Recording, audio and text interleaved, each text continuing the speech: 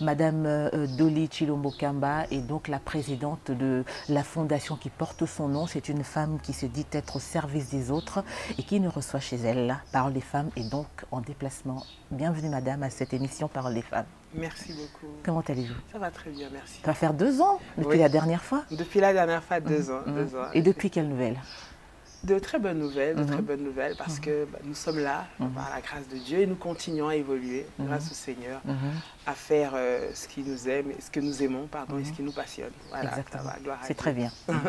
On va rappeler que vous êtes pasteur, Voilà, servante de Dieu au sein du ministère chrétien Prière révolutionnaire, Tout à fait. un ministère que vous exercez avec dévouement, en compagnie de votre époux, l'apôtre Joël Kamba. Tout à fait, c'est ça. En dehors de ça, vous êtes actrice sociale, entrepreneur social pour dire mieux, et à travers votre fondation, la FTDK, la fondation Dolly Chilombo Kamba, donc vous essayez d'alléger un peu la souffrance de votre communauté. C'est un très grand engagement.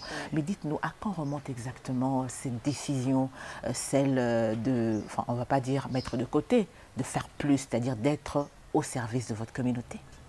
Alors, tout d'abord, je vous remercie pour la question. Merci.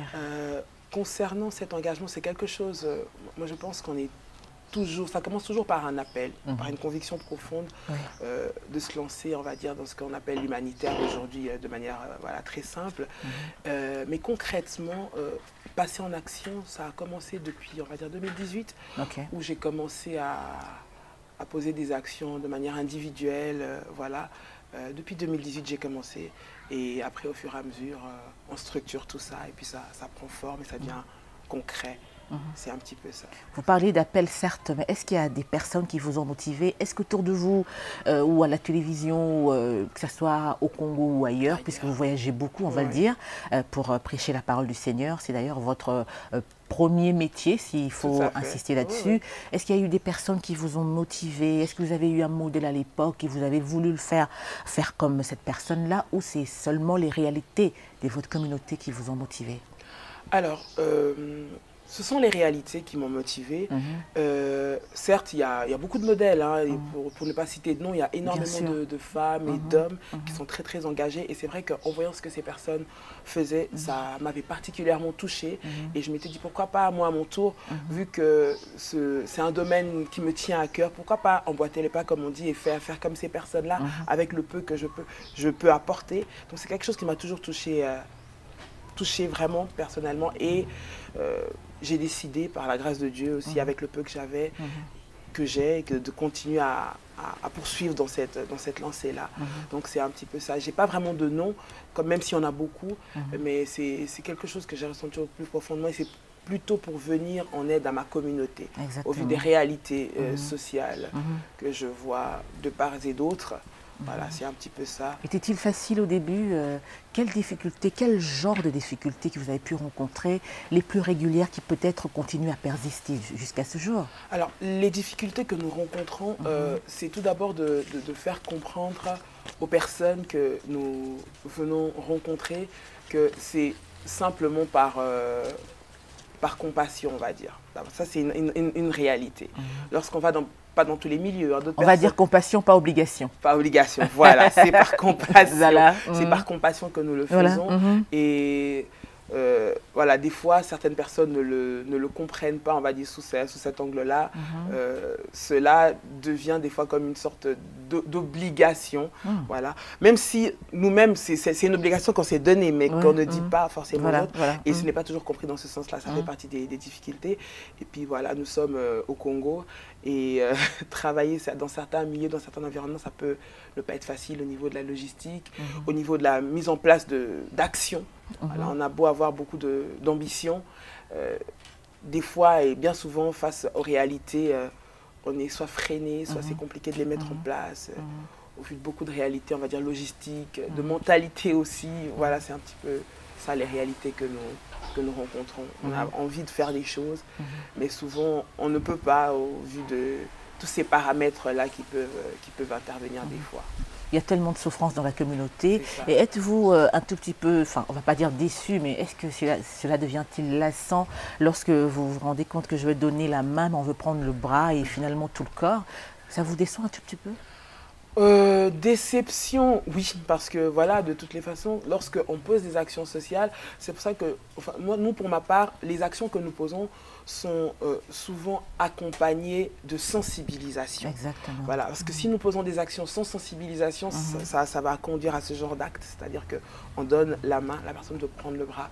Mais lorsqu'on motive les actions que nous posons, pourquoi nous le faisons et pourquoi nous voulons qu'elles soient pérennes, qu'est-ce que ça doit produire, je pense que c'est beaucoup plus parlant pour les personnes qui le reçoivent et savent qu'ils peuvent compter sur la fondation, mais il y a aussi quelque part leur part à jouer. Ce n'est pas que nous exigeons quoi que ce soit, mais il y a quand même une prise de conscience dans le fait que nous venons apporter notre aide. Ce n'est pas, on va dire simplement aider pour que tous les jours ça reste... voilà, toujours aidez-moi, mais il y a des choses qui doivent être mises en place pour que nous puissions devenir autonomes d'une façon ou d'une autre. C'est un petit peu aussi dans ça que œuvre la Fondation. C'est d'ailleurs, oui, l'un de vos objectifs, on en reparlera peut-être plus tard. Puisqu'aujourd'hui vous êtes entrepreneur social, comment vous définissez-vous comme tel? Quels objectifs aimeriez-vous atteindre? Alors, lorsqu'on parle d'objectifs, bien sûr, le plus gros, on va dire ça de manière simple, c'est, on va dire, alléger la souffrance du peuple autour de nous. La réalité que nous voyons, la réalité qui est difficile, là je parle du cas du Congo, nous savons tous ce qui s'y passe, nous savons tous la réalité que les uns et les autres vivent. Donc, premièrement, c'est ça qui nous motive. Donc, c'est ça qui fait que nous venons. L'objectif principal, c'est vraiment d'aider, de contribuer. Après, c'est de mettre en place des structures, comme j'ai dit, pour permettre à ce que les personnes que nous aidons puissent au fur et à mesure du temps qui passe, devenir autonomes et voilà, arriver par eux-mêmes, par des petits moyens, par rapport à par exemple la formation, la sensibilisation, à pouvoir eux-mêmes s'en sortir, je veux dire, sans forcément notre aide matérielle ou financière, mais par rapport aux connaissances que nous leur apportons, par rapport aux informations que nous leur apportons, voilà, pour qu'elles puissent devenir autonomes et pouvoir, ces personnes-là elles-mêmes, sortir de leurs conditions. Mais quel activiste êtes-vous? Quand vous dites activiste... C'est-à-dire vous êtes engagé dans le mouvement associatif, n'est-ce pas? Vous êtes dans l'humanitaire, mais comment vous définissez-vous en tant que tel? Personnellement, je pense que je suis une personne altruiste. Très peu de personnes, lorsqu'on leur demande de se définir, peuvent le dire. Ce n'est pas de la prétention, non plus une trop haute estime de soi, mais je pense que c'est ce que je suis, je le sais. Les personnes autour de moi aussi me le disent, et je le dis humblement. Je pense que je suis une personne altruiste qui aime partager, et sensible, mais pas dans le mauvais sens, qui est plutôt sensible à ressentir le besoin de l'autre et à vouloir du peu que je peux apporter, venir en aide. Bon, ça peut être considéré comme un défaut d'autre part. Et ça marche à tous les coups? Non, pas forcément. C'est la réalité, hein, vous savez. On a beau avoir des bonnes intentions et des bonnes motivations, ça ne marche pas toujours comme on veut et les personnes ne le prennent toujours pas du bon côté. Donc voilà. Mais l'essentiel, moi j'ai dit, c'est de faire ce qu'on aime et d'être soi. Et comme j'ai dit, ça fait partie de moi. C'est comme ça que voilà, je suis née. C'est sont des valeurs en quoi je crois profondément. Et je ne peux pas passer outre. J'ai beau me dire des fois d'être un peu plus ci, un peu plus ça. Des fois on dit soit un peu plus voilà, strict ou sévère. Je le suis lorsque ça concerne des principes fondamentaux. Mais par rapport à l'aide que je peux apporter aux autres, je suis toujours sensible. Voilà. Je vais donner des exemples. Hein. Je vais rencontrer quelqu'un... tant que j'aurais toujours tendance à vouloir faire. Voilà. Même si on se dit qu'on ne va pas finir la misère du monde, mais je vais chercher à vouloir faire. Et cette contribution compte? Voilà, et cette contribution pour moi, elle compte en tout cas pour moi. Après, peu importe ce que la personne en face va faire, d'où on parle que certaines personnes pourraient le prendre comme une faiblesse, mais je ne pense pas. Je pense au contraire, c'est une force. Pour moi, c'est une force. Et je pense que de partager, c'est une valeur qui doit être vraiment partagée au plus grand nombre. Et c'est ce qui fera que notre société sera un petit peu meilleure, je pense. Dolly Chilombo Kamba, dans cet engagement humanitaire, vous êtes lancé comme objectif d'alléger ou on va dire d'améliorer les conditions de vie de votre communauté. Êtes-vous suffisamment préparé? Êtes-vous prête, que ce soit physiquement, mentalement et surtout spirituellement? Je pense que lorsqu'on se lance quelque part ou dans une activité, cela doit être mûrement réfléchi. Et pour répondre à votre question, il va parler beaucoup, oui. Je pense que je le suis par la grâce de Dieu. Je dis toujours par la grâce de Dieu parce que nous ne pouvons rien sans lui. Moi, j'y crois. Moi, je suis servante de Dieu. Et je pense que par la grâce de Dieu, oui. C'est pas facile tous les jours, mais nous comptons sur sa grâce pour nous accompagner. Absolument. Et en tout cas, mentalement, nous sommes prêtes. Je suis prête. Et quel est l'impact de cet engagement humanitaire dans votre vie personnelle? Ça m'apporte beaucoup. Personnellement, comme je vous l'ai dit tout à l'heure, je me définis comme une personne très altruiste. Donc, j'ai besoin de partager, de communiquer, d'aider, en tout cas autour de moi. Et le fait de le faire et de me rendre compte que même s'il n'y a pas forcément, on n'attend pas forcément la reconnaissance de la part des autres ou de ceux à qui on va offrir, on va dire, nos services, mais de le faire, moi, ça me donne beaucoup de joie, beaucoup de bonheur, simplement, de le faire. Et je pense que ça m'épanouit de plus en plus, voilà, si je peux dire ça. Et en dehors de votre mari qui, naturellement, vous accompagne, y a-t-il d'autres personnes qui, dès le début de cette vision, continuent à vous accompagner, croient en vous et espèrent vraiment que vous pourriez atteindre vos objectifs? Oui, il y a du monde, grâce à Dieu, qui m'accompagne. Et là, je parle, bon, il y a mon époux, il y a ma famille, c'est-à-dire mes enfants, mais il y a aussi, la communauté que nous avons au ministère qui sont avec moi. Il y a aussi des amis. En tout cas, il y a pas mal de monde qui croit en moi. C'est aussi un facteur, vous savez, des fois, face aux réalités, on peut être un peu découragé, mais lorsqu'on voit et qu'on sent qu'autour de nous, les gens nous disent « tu peux le faire, vas-y ». On sait que tu peux apporter quelque chose, c'est toujours encourageant. Donc c'est un facteur. Et surtout aussi, si on est entouré des bonnes personnes. Oui, je bénis vraiment le Seigneur parce que grâce à Dieu, on essaie de se mettre autour de nous des bonnes personnes et elles jouent bien leur rôle. Ah, ça c'est une très bonne chose. C'est vrai, vous êtes impliqué pleinement, même dans votre parler, on comprend que c'est une chose qui vous tient absolument à cœur. Et est-ce une implication au quotidien? Si oui, alors comment êtes-vous organisé? Comment arrivez-vous à concilier votre vie en tant que pasteur? Parce que déjà, au sein de l'Église, vous avez, en dehors du fait que vous êtes pasteur, vous avez aussi d'autres engagements. Comment faites-vous en tant que pasteur, en tant que responsable de cette fondation, en tant que mère, en tant qu'épouse? Bref, comment faites-vous pour concilier toutes ces responsabilités? C'est comme dans toute, on va dire, profession, toute vocation ou même, je veux dire, loisir, ou voilà, on s'organise. On s'organise et c'est dans l'organisation qu'on arrive à trouver le temps pour mettre chaque chose à sa place. Mon rôle de présidente de la fondation ne vient pas empiéter mon fonctionnement quotidien, c'est-à-dire servante de Dieu, ou même mère ou même épouse. Parce qu'en termes de la fondation, il y a une organisation, il y a un secrétariat, il y a un conseil d'administration, tout qui est mis en place du côté de la fondation pour que la fondation fonctionne avec ou sans ma présence, sur la base de l'organisation que nous nous sommes donnée et qui régit notre fondation. Donc de ce côté-là, après certes, c'est un engagement de tous les jours. Lorsque je suis sur le terrain, je m'organise toujours pour pouvoir accorder du temps, pour pouvoir être présente quand je peux.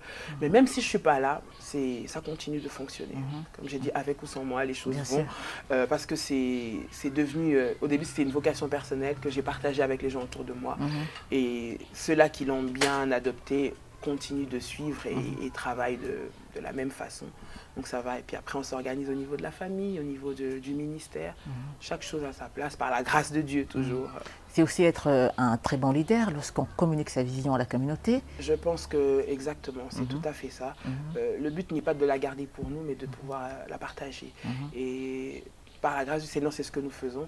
En tout cas, parlant de la fondation, c'est pour ça que j'ai dit tout à l'heure, j'ai la grâce d'avoir des bonnes personnes autour de moi, sur qui nous pouvons nous reposer, on va dire, pour être sûr que le fonctionnement suive. Voilà. Donc c'est ça. Donc partager la vision, partager cette passion, et puis ça avance comme ça. Vous serez d'accord avec moi sur le fait qu'il existe beaucoup d'idées reçues sur l'engagement humanitaire, notamment n'importe qui peut s'engager, il suffit seulement d'être animé des bonnes intentions. Est-ce réellement simple de s'engager dans l'humanitaire? Je pense que l'humanitaire a ses réalités. A ses réalités parce qu'il ne s'agit pas que de bonne volonté. J'ai toujours dit, je le dis souvent, la bonne volonté seule ne suffit pas. Ça ne suffit pas.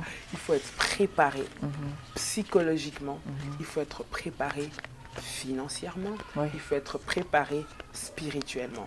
Certes, financièrement, on va dire, ça vient au fur et à mesure qu'on avance dans notre engagement, mais il faut quand même être, parce qu'il y a des besoins, on va dire, plus ou moins imminents, auxquels des fois, les gens nous regardent, on va dire ça plus vulgairement, permettez-moi, les gens nous regardent.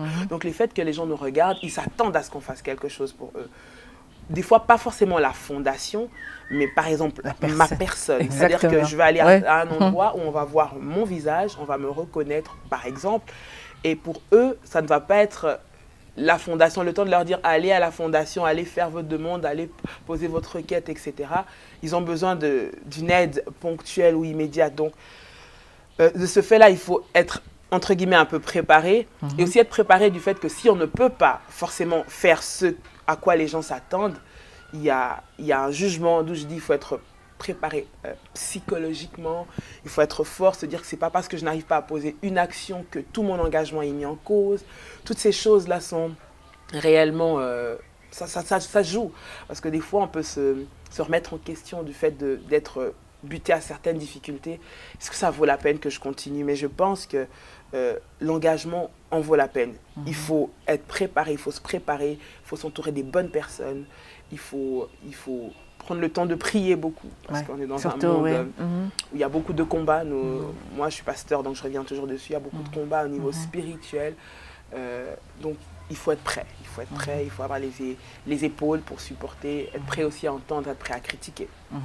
La fondation Doli Chilombo Kamba, puisqu'on en parle aujourd'hui, et on va rappeler que c'est une fondation de solidarité nationale à caractère humanitaire, même si vous n'êtes pas seulement ici en RDC, parce qu'on l'a dit, vous voyagez beaucoup, vous menez aussi des actions un peu partout en dehors du territoire congolais, et c'est donc une fondation, on l'a dit, en caractère humanitaire, avec pour but principal d'alléger les souffrances de la communauté. Est-ce le principal objectif? À quel besoin répond-elle exactement?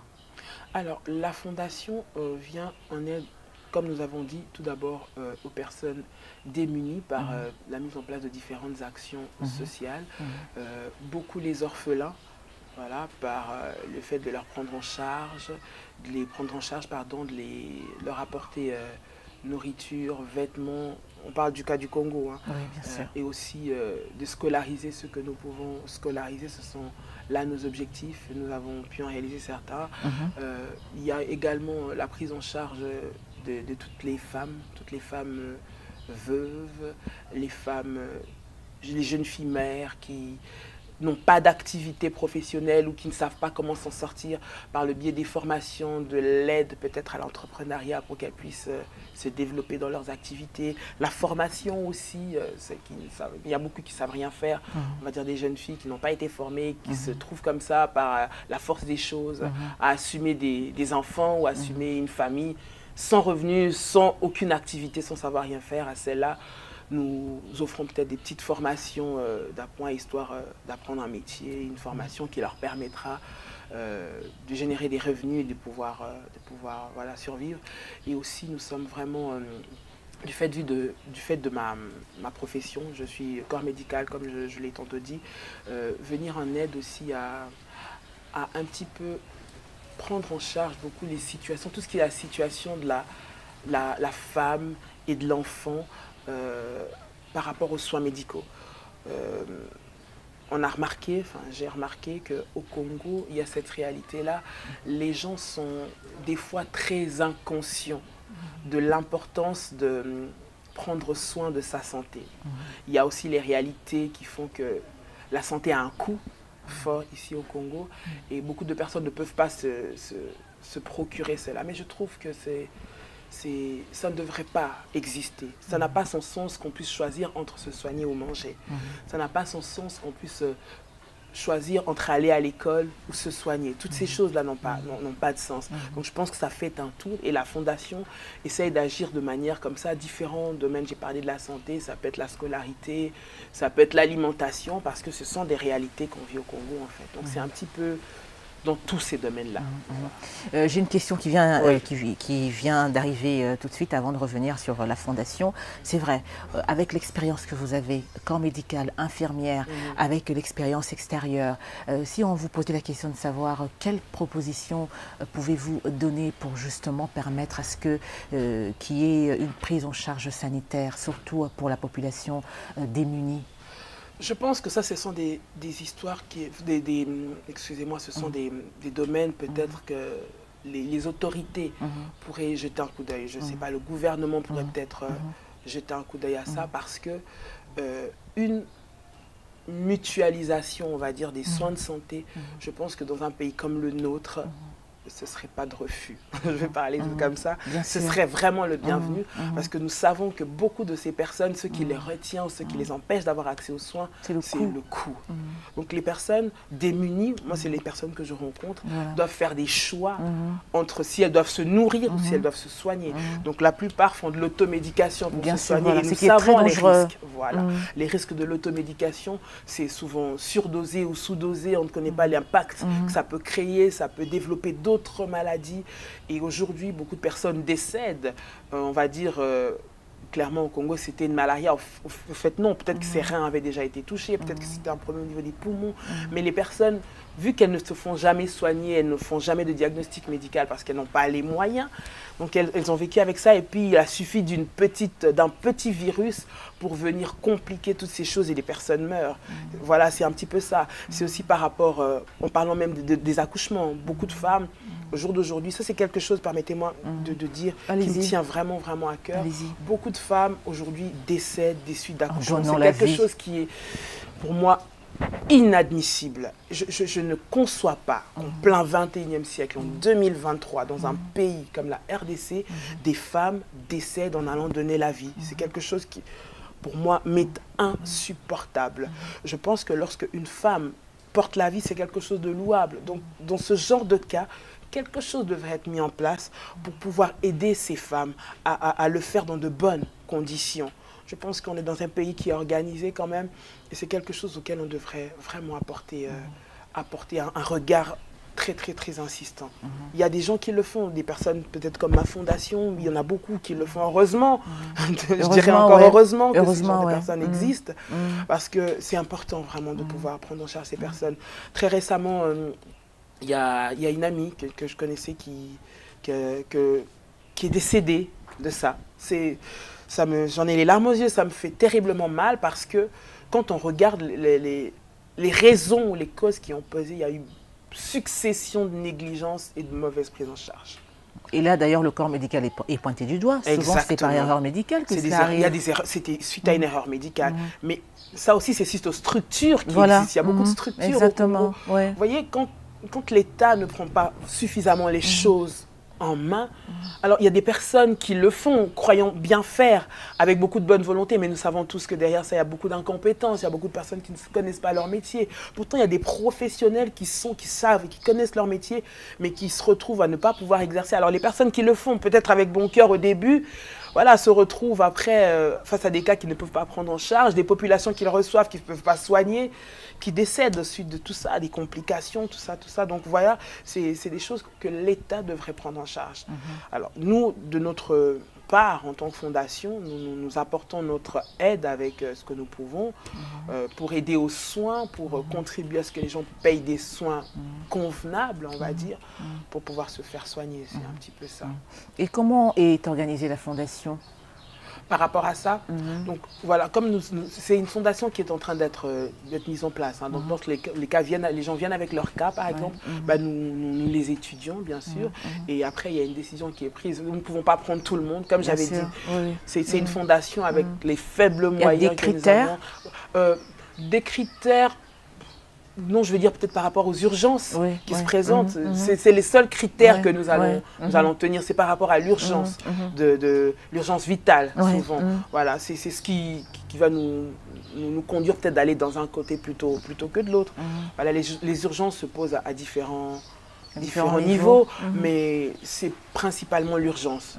C'est pas un critère physique ou social ou quoi, non. C'est vraiment l'urgence qui nous pousse à agir parce que... Et là, vous avez des hôpitaux partenaires avec qui vous travaillez? Pas encore, pas encore. Et comment? Ce que nous faisons, c'est que nous essayons de voir avec les hôpitaux que nous recommandons parce que nous avons... Mais il n'y a pas de partenariat en tant que tel qui signe avec ces hôpitaux. Juste une recommandation. Voilà, c'est des recommandations que nous donnons par rapport à ce que nous connaissons parce que nous avons des personnes... Et vous couvrez la charge. Voilà, et nous prenons en charge par rapport à tel ou tel hôpital, par exemple, que nous connaissons. Mais ce n'est pas que nous avons des partenariats avec eux. En tout cas, pas encore à ce niveau-là. Pour l'instant, voilà. Mais vous projetez. C'est un projet. C'est tout à fait un projet. Donc voilà, je profite de l'occasion. C'est un projet. Être en partenariat avec différentes cliniques, centres hospitaliers de la commune, il y en a, avec lesquels nous pouvons venir en aide pour des cas tels que tous les exemples que je viens de donner. Voilà, exactement. La FTDK a pour cible, vous l'avez vous-même dit, on va quand même le rappeler, d'abord les personnes démunies, on va prendre les orphelins, les veuves, les filles mères, les jeunes. Les jeunes qui communément appelés les chégués, les chégués, tout ça, ouais. Alors, comment faites-vous pour les atteindre? Est-ce que c'est vous qui allez vers eux ou ce sont eux qui viennent vers vous? Alors, au début, quand nous avons commencé, c'est nous qui allons vers eux. Et comme vous savez, on est au Congo, bouche à oreille, ça va très vite. C'est une forte communication. Exactement, c'est une communication qui marche. Ah oui, un véritable outil. Le bouche à oreille marche. Donc, au fur et à mesure, ce sont les gens qui viennent vers nous. Ils ont entendu parler de la fondation, on a un siège. Donc, les gens viennent, se présentent et je vous dis que quand on a ce genre d'activité, c'est terrible. On est sollicité, ultra sollicité. Et comme je le dis, malheureusement, nous n'arrivons toujours pas à répondre aux besoins de tout le monde au vu des réalités, au la moisson est tellement grande, il y a beaucoup de besoins. Beaucoup de besoins. Et nous ne pouvons pas prétendre arriver à gérer les besoins de toute une communauté, et même pas de tout un quartier. C'est énorme, ils sont énormes. Nous évoluons dans un quartier, les quartiers reculés. Nous sommes dans la commune de Lansele. Donc, vous voyez, c'est beaucoup un milieu rural. Les personnes ne sont pas forcément cultivées. Beaucoup ne travaillent pas. Beaucoup n'ont pas d'informations. Donc, vous voyez un peu le niveau de la population. Il faut plus d'efforts pour descendre à leur niveau. Voilà. Est-ce toujours facile? Il y a, comment dire, pas des efforts. Enfin, pour moi, je parle pour moi. Étant donné, comme j'ai dit, que c'est mon caractère, mais c'est vrai que ça demande, il faut se faire comprendre. Voilà. Il faut se faire comprendre. Et c'est là que, quand j'avais dit au début, des fois, on n'est pas bien compris. Voilà. On va peut-être parler de certains critères ou de l'importance d'avoir une formation plutôt que de venir tendre la main à tous les coups. D'autres personnes ne vont pas se rendre compte de l'importance. Pour eux, ils ont besoin qu'on leur donne, ils n'ont pas besoin qu'on les forme, en fait. Ils ont juste besoin qu'on leur donne à manger. Et ça, on va leur faire comprendre que... Et quand on parle de formation, le nombre réduit. Voilà. Dès qu'on parle de formation, il y a moins de personnes qui arrivent. C'est vrai? Voilà.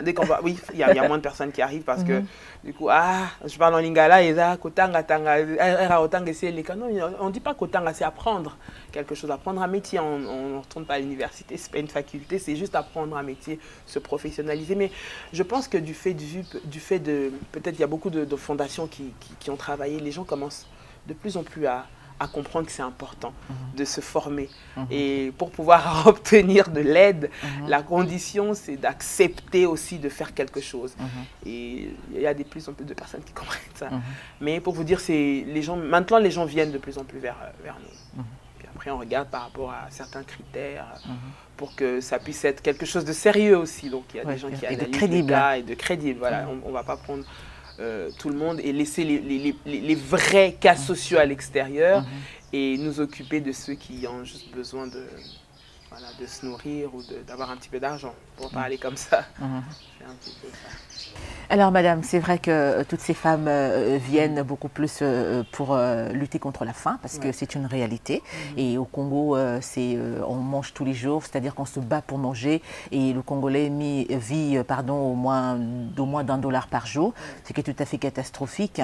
Et là, c'est normal que lorsque vous parlez de formation, le nombre regresse un peu, parce qu'on se dit, là c'est une longue histoire. Mais quand vous, en fait, on va dire au début ou quand elles viennent, ces personnes-là, vers la fondation, est-ce que vous avez le temps de vérifier un peu si ces personnes sont réellement, par exemple les enfants sont réellement orphelins, est-ce qu'elles sont réellement veuves, ces femmes-là, est-ce que ce sont vraiment des filles mères? Comment faites-vous pour enquêter un peu sur leur situation? En parlant peut-être des orphelins, généralement, nous veillons à ce qu'ils viennent d'une structure.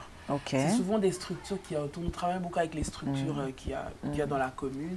Et lorsque nous posons des actions, on va dire, pour les orphelins, c'est dans une organisation, dans un milieu précis que nous maîtrisons. Après, pour ceux qui viennent, comme on est à Kinshasa, il y en a qui viennent d'eux-mêmes.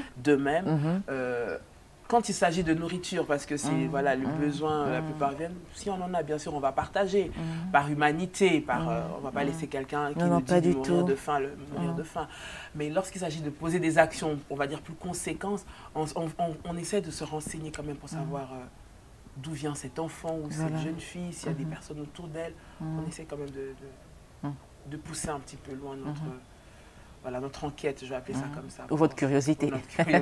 Ouais, tout à l'heure, vous le disiez, vous travaillez avec d'autres associations. Certes, il existe beaucoup d'ONG, d'associations, de fondations ici en RDC qui naissent comme de champignons. Alors, on se pose la question de savoir quelle est la valeur ajoutée, la particularité de la FTDT par rapport à cette innombrable présence massive des structures d'ONG ici au Congo. Dans un pays tel que le Congo, vous allez peut-être être étonné. Oui. Je vais vous dire, certes, il faut de l'encadrement, on va dire, ça c'est de la part de l'État, par rapport au fait de l'enregistrement des valeurs de ces ONG, mais je pense que ce n'est pas de trop. Il peut en avoir encore. Tant qu'elles sont sérieuses, tant qu'elles font, elles atteignent les buts pour lesquels elles sont définies, qu'elles doivent faire, je pense que ce n'est pas de trop. Donc la fondation de l'Ichilomba Kamba, je pense qu'elle n'est pas de trop dans tout cet univers-là. Nous venons apporter notre pierre à notre niveau. Kinshasa est grand, le Congo est grand, nous n'avons pas la prétention de couvrir tout le Congo, toute la République démocratique du Congo, ni encore toute la commune de Lanzélé, mais je pense que dans le milieu où nous sommes, il est important pour nous d'être là. Et la preuve, lorsque nous avons commencé, ça ne désemplit pas, j'aimerais dire. Cela montre qu'il y a un besoin. Et cela aussi montre de l'autre côté, chez nos autres partenaires ou des personnes qui sont aussi dans le domaine associatif, il y a tout autant des demandes. Le fait de l'arrivée ou de la présence de la fondation de l'Ichilomba Kamba n'est pas un problème. Ce n'est pas un problème pour moi. Je pense qu'on a notre carte à jouer et on va se faire notre place. Absolument. Et alors, combien de personnes encadrez-vous, que ce soit les veuves, les orphelins, les jeunes? À peu près, est-ce qu'on peut connaître le nombre? En termes de nombre, on n'a pas vraiment encore identifié le nombre, étant donné qu'au niveau de la structure, ça fait depuis 2022 que nous l'avons structuré, c'est-à-dire où nous travaillons avec toute une organisation, un bureau, mais on est pour le moment entre les femmes, les enfants, à peu près une centaine, on va dire, une bonne centaine pour l'instant que nous connaissons, que nous suivons. Ah mais c'est pas rien. Voilà. Ah ben c'est pas rien. Voilà, alors parlons de bailleurs de fonds, vous en avez? Est-ce que vous travaillez ou oui, bien sûr, vous menez des activités avec des fonds propres? Vous avez quelques bailleurs qui vous soutiennent un peu financièrement? Non, on n'en a pas. On n'en a pas pour l'instant. D'ailleurs, j'appelle à vous très chers bailleurs de fonds. La fondation de l'Ichilomba Kamba a besoin de vous pour arriver à atteindre les objectifs qu'elle s'est fixée par rapport à venir en aide aux populations démunies. Nous avons grand besoin de vous. Pour l'instant, c'est vraiment sur fonds propres que nous le faisons et aussi sur les quelques cotisations des quelques membres qui nous soutiennent et qui croient en nous. C'est principalement avec ça que nous fonctionnons. Et dites-vous qu'à cette échelle-là, nous ne pouvons pas faire de miracles. Oui, bien sûr. C'est vraiment du bénévolat, c'est vraiment de l'aide ponctuelle, comme je dis. C'est vraiment jouer au sapeur-pompier. Les exemples que je donne, c'est pour montrer que nous avons besoin d'aide. Nous avons besoin d'aide, en tout cas de ce côté-là, pour pouvoir arriver à mettre en place des gros projets. Comme vous avez parlé de partenariat avec des hôpitaux, toutes ces choses-là, ça vient au fur et à mesure qu'on a aussi des partenaires qui vont nous permettre d'aller vers des structures. Ces structures-là fonctionnent, elles ont besoin de faire des entrées, bien sûr. Elles ne font pas de l'humanitaire, voilà. donc elles doivent générer des bénéfices, des fonds. Donc du coup, Nous devons payer ces hôpitaux ou ces centres de formation. Tout ça nécessite des finances, nécessite des fonds et nous en avons besoin. On va rappeler que c'est officieusement depuis 2018 que vous avez commencé peut-être timidement ou par hasard, ou bon, tiens, je vais essayer pour voir. Et puis, c'est devenu un véritable engagement jusqu'à ce jour. Et bien sûr, il fallait structurer, mettre de l'ordre, créer carrément, avoir un statut, voilà, pour rendre ça beaucoup plus crédible, n'est-ce pas? Alors, qu'est-ce qu'on peut retenir comme bilan on va dire, de ces 2 dernières années? Le bilan est-il positif ou vous n'êtes pas encore arrivé vraiment? Quel bilan pouvez-vous dresser? Nous sommes en train de... Il est positif. Il est positif parce que nous avançons, nous voyons des résultats de ce que nous avons déjà fait. C'est ce qui peut nous assurer ou nous montrer que on est dans le bon, comme on dit. Mais nous n'avons pas encore tout atteint, bien sûr. Bien sûr, Nous avons beaucoup d'ambition avec la Fondation et nous espérons pouvoir y arriver très très prochainement, selon ce que le Seigneur voudra. Et donc nous sommes en train de travailler sur ça, nous travaillons activement sur ça, mais le bilan est positif. Est positif. Alors vous êtes dans plusieurs domaines, on a dit la santé tout à l'heure, vous aviez évoqué justement cette prise en charge des personnes démunies avec des bonnes idées que vous avez pu proposer et vraiment toutes les personnes qui fréquentent votre fondation, on va dire, ont une chance parce que avec vous comme corps médical, vous savez vraiment bien agencer les choses pour leur permettre justement de bénéficier des soins médicaux. Il n'y a pas que ça, il y a aussi pourquoi pas la formation. Vous avez parlé de, on va dire, la formation socio-culturelle des jeunes, également des filles mères aussi, et pourquoi pas de ces jeunes pour qu'ils soient à l'abri de la délinquance juvénile. Alors, quelles sont les différentes activités que vous avez déjà pu mener sur terrain? Alors, par rapport aux activités de jeunes, nous sommes en préparation de tout ce qui est, vous savez, les activités des loisirs. Nous savons que la plupart des loisirs encadrés, ça encadre des jeunes, ça leur met des barrières, ça leur donne certains principes. Et c'est sur ça, nous travaillons avec des équipes de football, nous travaillons avec des jeux que nous développons pour les jeunes filles, des fois même pour les mamans, type Nzango, tout ça. Ce genre d'activité, c'est très fédérateur et en même temps, ça permet d'encadrer ces jeunes. Au lieu de les éviter d'aller traîner dans les rues, lorsqu'on va dans un endroit où on fait des matchs de football, où on s'occupe de nous, on va dire, on est nourri et puis ensuite on rentre dans nos maisons, ça évite en tout cas à certains enfants de pouvoir errer dans les rues à ne rien faire parce que c'est le manque d'activité qui génère aussi beaucoup la délinquance. Quand les enfants ou les jeunes ne sont pas occupés, que ce soit à l'école, ils s'ennuient et puis ça leur pousse à faire tout et n'importe quoi, j'aimerais dire. Et le fait de trouver ce genre de loisirs, de leur faire des matchs de football, de faire aux jeunes filles des parties de Nzango, voilà, de les emmener à apprendre à comment tresser, comment faire des soins de visage, comment se maquiller, des activités telles quelles. Elles apprécient. Et c'est vrai que ça les permet de trouver autre chose que d'être là, s'ennuyer, à boire des bières et à courir les bars. Stéréotype un peu, mais c'est un petit peu ça. Mais comment se comportent-ils, que ce soit ces jeunes, ces filles mères ou encore ces jeunes, on va dire garçons, sont-ils réellement impliqués? Comment se comportent-ils par rapport à ce programme que vous leur proposez? C'est difficile, c'est très difficile parce que des jeunes qui n'ont pas eu l'habitude d'avoir de structure ou de cadre, d'essayer de les mettre dans un cadre, c'est très compliqué. Ils ne vont pas comprendre pourquoi je vais dire non, ou pourquoi la fondation va dire non à quelque chose. Ils ne vont pas comprendre pourquoi on va dire pas maintenant, attends. Ils ne vont pas comprendre pourquoi on va dire on a besoin de ton engagement. Donc, c'est pas facile parce que c'est pas des règles auxquelles ils ont été habitués. Ils n'ont pas été drillés à ça. La plupart n'ont pas grandi dans des familles, on va dire... aisés, où il y avait ou cultivés, ou éduqués même. Les enfants se sont éduqués eux-mêmes, donc c'est très difficile. Et il y en a même qui viennent après qui partent parce qu'ils disent là-bas on demande si là-bas. Il y en a beaucoup, ils viennent après eux-mêmes, ils s'enfuient. Donc après on essaie un jour on va le retrouver parce que bien sûr il aura besoin, il va dire il va nous donner une excuse pourquoi il vient plus parce que s'il était parti chez un oncle loin ou je sais pas quoi. Mais bon, c'est une façon qu'on comprend qu'ils n'ont pas l'habitude, mais ça vient. Cela ne doit pas nous empêcher d'insister, parce que ces jeunes ont besoin. Ils ont besoin de formation, ils ont besoin d'encadrement. Et c'est ça qui va faire la société de demain. Au début, c'est compliqué, mais en tant que parent, je pense qu'on ne doit pas abandonner.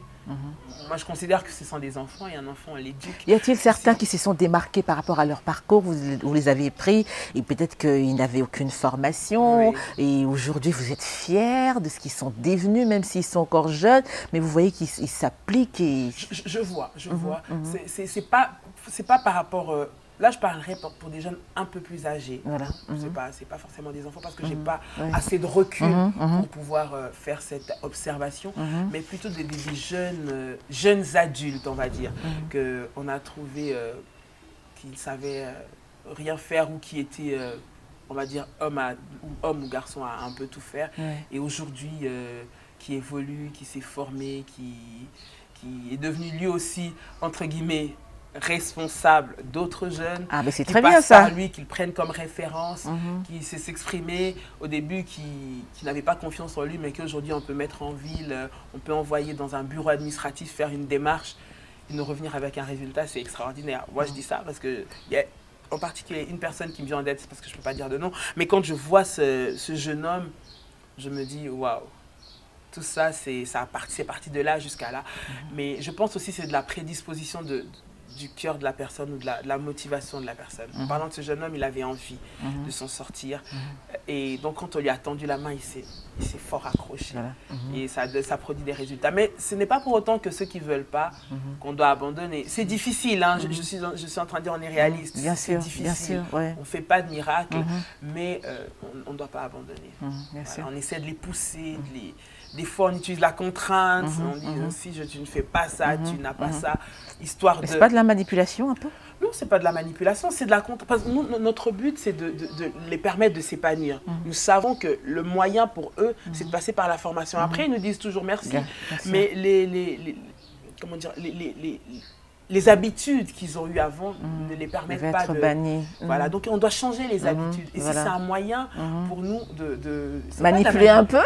Moi, je n'appelle pas ça manipulation, non. Bah, c'est pas dans le mauvais sens. Oui, voilà, peut-être si vous dites ça, comme ça, mais moi, manipulation, c'est négatif. Donc, c'est pas que je dis que pas de manipulation, c'est de la prise de conscience. Voilà. On veut qu'ils puissent prendre conscience que pour pouvoir arriver à faire quelque chose, il y a un engagement qu'ils doivent prendre. Voilà. C'est dans ce sens-là donc on dit. On peut pas avoir, on dit souvent on n'a rien pour rien. On n'obtient rien gratuitement. Bien sûr. Voilà, c'est un petit peu dans ce sens-là. Nous, on n'est pas en train de demander pour des millions, mais c'est juste pour vous. D'autant plus que c'est pour leur bien-être à eux, c'est pas pour nous. C'est pas nous qui allons bénéficier davantage que toute cette formation, cette connaissance va leur apporter plus tard. Ce sera eux. Donc on est juste en train de leur tendre la main, mais ils ne sont pas encore assez éclairés pour comprendre que ce qu'on leur apporte ne leur servira qu'à eux. Un jour, ils vous diront merci, ça c'est sûr. On espère. En tout cas, pour ceux qui vont s'accrocher, c'est vrai que vous encadrez ces jeunes-là pour les mettre à l'abri par rapport à la délinquance juvénile. Mais pourquoi n'est pas aller un peu plus loin? Pourquoi n'est pas essayer de côtoyer ceux qui sont déjà dans la rue? Aujourd'hui, on remarque un retour en force du phénomène Kuluna. On a même peur de se promener, même pas la nuit. Même le jour, on est attaqué.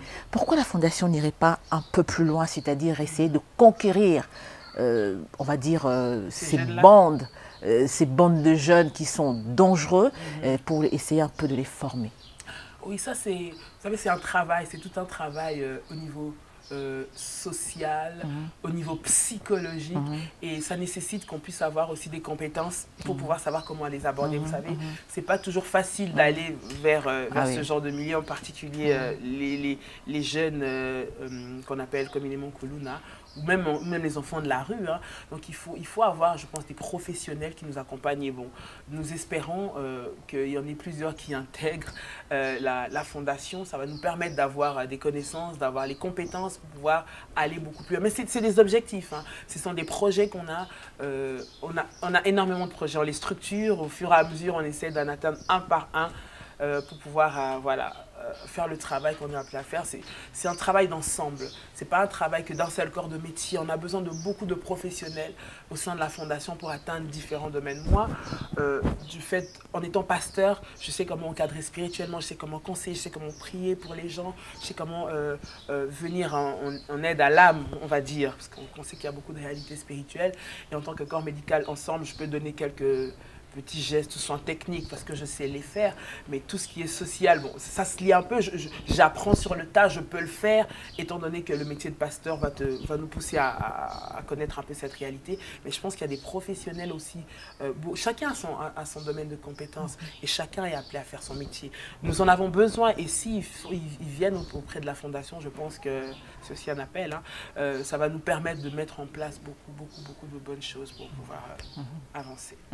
Vous avez certes réalisé beaucoup d'activités sur terrain, en tout cas par rapport à vos moyens bien entendu, et croyez-moi, c'est pas rien, c'est beaucoup. Alors, quelles sont les activités qui vous ont le plus marqué, ces activités qui ont marqué vraiment la présence de la FTDK et dont vous êtes fiers? Une rentrée scolaire qu'on a eu à effectuer dans une école de la place, c'était extraordinaire. C'est vrai. C'était en quelle année? C'était en 2020, l'année passée, la rentrée passée, exactement, la rentrée passée. Et c'était extraordinaire parce que, waouh, de voir tous ces enfants qui reprenaient l'école avec du nouveau matériel. Là, on était allé avec du matériel scolaire, on était allé avec des... Personnellement, ça m'avait touchée parce que je les voyais, comment ils étaient très heureux, ils étaient heureux, motivés. Ah oui, pour un début d'année, en tout cas, je pense que ça bien les parti, bien stimulés. Parce que wow, c'est vrai qu'on avait été voir plus tôt, quelques temps plus tôt. Oui, bien sûr. On avait vu que c'était des enfants qui venaient à l'école vraiment dans des conditions lamentables. Il y en a qui n'avaient même pas de sac pour mettre leurs affaires. Ils prenaient des sachets, vous savez, pour mettre 2 cahiers, un stylo, qui venaient en claquettes là, à l'école. Enfin, et quand on est venu et qu'on a posé cette action, c'était une action qui, moi, ça m'a beaucoup parlé. C'était une affaire de combien d'élèves? Il y avait une soixantaine à peu près d'élèves. Ouais, c'était une soixantaine d'élèves à peu près. C'était des enfants entre première et 5e primaire. Vous en avez même des larmes aux yeux. Oui, c'était extraordinaire. Non, mais ça me revient. C'est une expérience qui était vraiment extraordinaire. C'était extraordinaire. Et quand on voit ce genre de rendu sur le visage des gens, ça surtout les enfants. Ah, les enfants. Ce sont des anges. Moi, je suis une fan d'enfants. J'aime beaucoup les enfants. J'aime beaucoup les enfants. Donc, quand je vois des enfants heureux, voilà, ça fait, je ne supporte pas de voir un enfant dans la souffrance. Et c'est pour ça que je tiens, je veille à ce qu'au-delà, le fait de venir en aide, les éduquer, parce que je pense que c'est l'éducation qui va les éviter beaucoup. Absolument, absolument. En tout cas, chapeau à la FTDK pour toutes ces activités. C'est vrai que vous avez beaucoup de projets, des projets à court, moyen et à long terme. Peut-on connaître quelques-uns? Alors, à moyen terme, on va dire, bon, c'est le court terme, on le fait au quotidien. Bien sûr. On sait tout ce que c'est manger, c'est nourrir. Et, à moyen terme, on est en train d'ouvrir un centre de couture pour des jeunes filles. On va faire en parlant de centre de formation, ce sera la fondation qui va mettre en place les lieux, les appareils, le matériel, tout ça. Voilà, et aussi de bureautique, c'est ça qui est notre moyen terme. Et puis à long terme, un orphelinat, pourquoi pas un centre de santé. Ça, c'est quelque chose, par la grâce du Seigneur, je sais qu'on y arriverons, pour lequel nous sommes en train de nous battre. Un centre de santé, principalement avec la mère et l'enfant. Ça, c'est quelque chose un engagement que j'avais pris personnellement. Je me souviens, c'était il y a très longtemps. À l'époque... Une petite anecdote. À l'époque, je venais de rencontrer mon mari et je lui disais, moi, quand je finirai mes études et que j'irai au Congo, je vais faire je ne sais pas comment ça s'appelle, à l'époque, je ne sais pas comment donner ça, un centre d'accouchement où on prendra des sages-femmes qui s'occuperont des... Parce que cette histoire de décéder, avant même que moi-même je puisse expérimenter ça de quelqu'un de proche, ça m'a toujours choquée. Voilà. Ça m'a toujours choquée, donc je m'étais dit que j'allais le faire et je pense que ça fait partie des projets à long terme. Centre de santé et puis... surtout dans la prise en charge de la mère et de l'enfant, planification familiale aussi. Il y a beaucoup de jeunes filles dans le milieu où je suis qui ont des grossesses non désirées, qui ont une vie très désordonnée parce qu'elles ne savent pas comment la prendre en charge. C'est important. Le planning familial, ça c'est quelque chose que sur le long terme, on va pouvoir faire aussi.